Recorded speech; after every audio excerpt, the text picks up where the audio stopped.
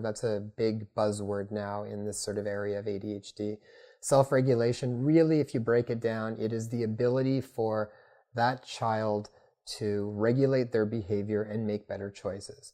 For that to happen, they have to access this sort of frontal lobe part of their brain, the prefrontal cortex, where all of those skills happen.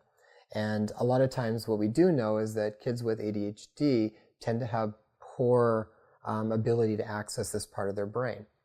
And isn't that part of the brain that sort of develops more over time? This is out of my wheelhouse. Yeah. So no, you're absolutely correct. So, and we can go through this in a little bit more detail because that's a really fascinating area. But when it comes to self-regulation, for the most part, that really, we fine-tune our wiring and our myelination of that area. Like really, we dial that in. Usually by the time we are between 18 and 25 is when it's really done. So I think of it like this, is that for kids, if that child is having a hard time to behave or monitor their behavior, they've got a very limited ability to access this part of their brain first.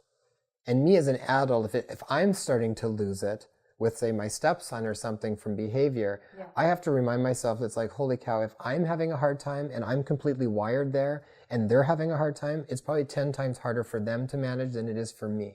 And that's really easy to forget in the heat of the moment when behavior crops up, right? Yeah, that's why I try to remind myself of that if I'm having a hard time, it's exponentially harder for him.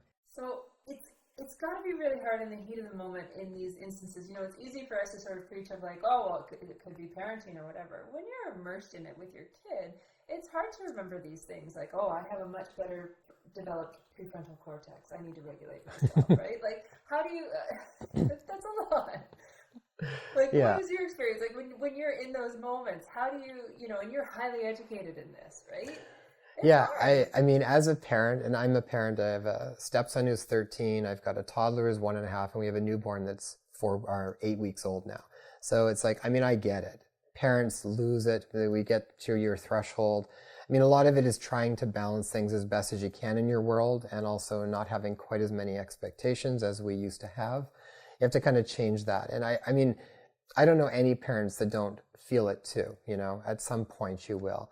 But to me, it definitely helps that when I'm having a hard time regulating my own behavior, and I know that it's that much harder for my stepson, for example, to regulate his, or literally impossible for, say, a toddler to do it, it gives me some perspective.